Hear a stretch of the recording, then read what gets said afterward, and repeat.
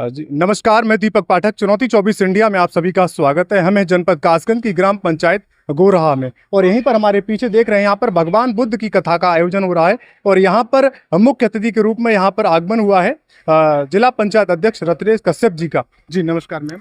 नमस्कार, सभी जनपद वासियों को मेरी तरफ से नमो बुद्धाय। मैं गोरा में अक्सर आती रहती हूँ। ये मेरा परिवार है और परिवार में सम्मान और प्यार तो मिलता ही है, तो मुझे बहुत अच्छा लगा यहाँ पर आकर।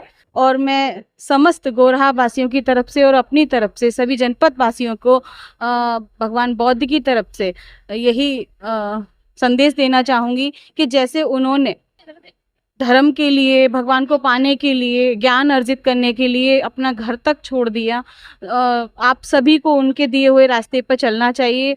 और दुख से दूर रहने, ये नहीं कि दुनिया छोड़ देंगे तब दुख दूर होंगे। दुख को दूर करना, हमें अपने मन में ज्ञान अर्जित कर लेना है, तभी दुख दूर हो सकते हैं। मैम अभी यहाँ पे आप मंच पे थी, आपके गले में फूल मालाएं बहुत ज्यादा डाली जा रही थी, तो कुछ महिलाएं पर्दा करके डाल रही थी, उनके लिए क्या बोलेंगी?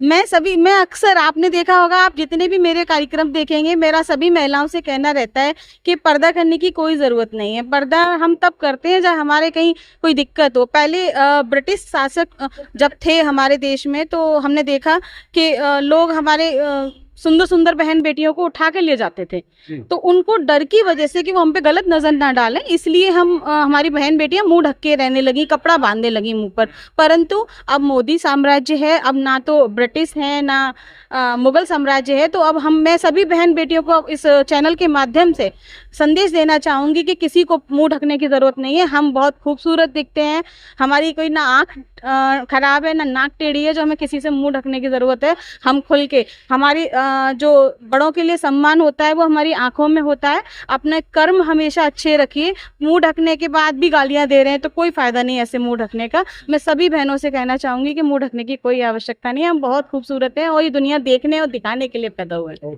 कहते हैं कि कलयुग है, दुख है ही है। उन्होंने कहा दुख ढूंढने का मीडिएटर कोई नहीं हो सकता, कि हम दुनिया भर के हवन यज्ञ कराते हैं कि बीच का रास्ता आप करते हैं कि ये हमें भगवान तक प्राप्त करेंगे। उन्होंने कहा कि भगवान हमारे अंदर है और हम अपो दीप भव। उन्होंने कहा हम अपने दीपक स्वयं बने, कोई हमें भगवान तक नहीं पहुंचा सकता, कोई हमें दूसरा क्या पहुंचाएगा, हम खुद पहुंच सकते हैं। अपने दीपक स्वयं बने।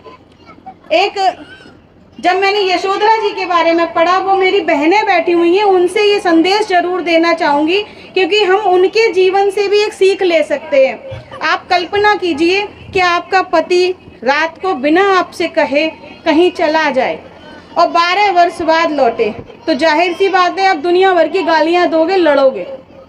भगवान बौद्ध भी जब सिद्धार्थ थे तब बिना कहे अपनी पत्नी से चले गए थे और 12 वर्ष बाद लौटे। तो यशोधरा जी के मन में बहुत सारी चीज़ें थी कि मैं लड़ूंगी, जब वे आएंगे तो उनसे बहुत लड़ूंगी, मगर जब वो सामने आए तो क्या कल्पना करेगी एक औरत कि मुझे आके सॉरी बोलेंगे, माफ़ी मांगेंगे। परंतु महात्मा बौद्ध जी ने आकर जब गेट बजाया और कहा अपनी पत्नी से कि माताम भिक्षाम देही, तो जो क्या भाव उत्पन्न हुआ होगा उस पत्नी के मन में, कि जिसने 12 वर्ष तक ये सोच रखा था कि जब भी लौटेंगे मैं लड़ूंगी, और जब भी आए तो उन्होंने माता कह के संबोधित किया।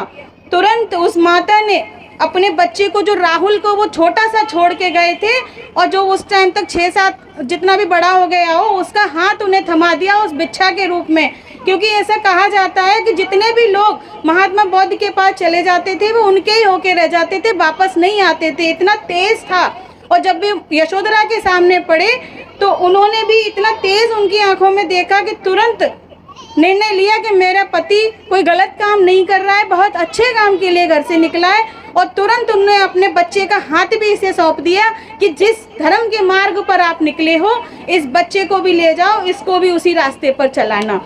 तो मैं आप सब बहनों से कहना चाहूँगी कि पहले देख लो, हमारा पति अगर धर्म के रास्ते पर चल रहा है तो हमें पूरे कंधे से कंधा मिलाकर उनका साथ देना है, उनके जीवन से सीख लेने की ज़रूरत है।